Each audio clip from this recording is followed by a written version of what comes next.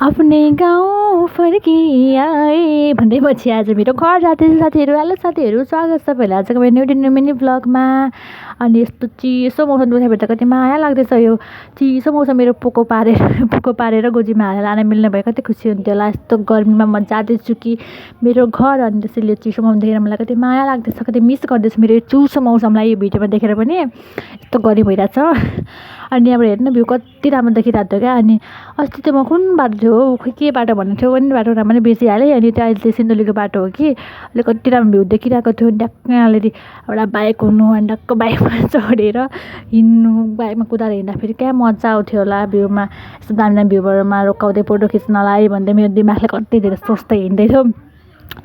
अनि सोचेर मात्रै भएन नि त, चाहियो नि त मुन्नी भन्दै मेरो दिमागले सबै थोक सोचिरहेको थियो। अनि चाहिँ भ्यू हेरेर देखेर कस्तो मजा लागिरहेको थियो मलाई चाहिँ।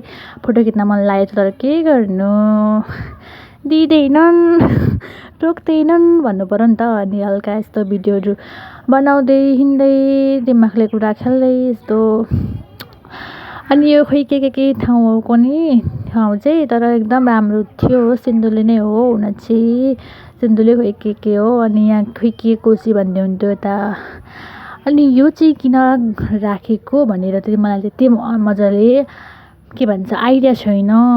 यदि तपाईँहरूलाई थाहा छ भने कमेन्ट गर्न सक्नुहुनेछ, अनि मलाई पनि थाहा हुनेछ। अनि अहिले चाहिँ हामी आइपुग्यौँ इचरे। अनि अहिले चाहिँ म फेरि आइपुगेँ घर। मैले चाहिँ बाटामा भिडियोहरू बनाएन, अनि एकैचोटि अहिले घर आइपुगेँ भन्दा पनि म त्यो बाटामै छु, घर जाँदैछु यता बाटाबाट अहिले। अनि म चाहिँ घर आएर मेरो कुकुरलाई बोलाएँ, मलाई कुकुरलाई आएर माया गर्छु। अनि मैले पनि कुकुरलाई बोकेँ, कस्तो मिस गरेको थिएँ मैले त्यो कुकुरलाई।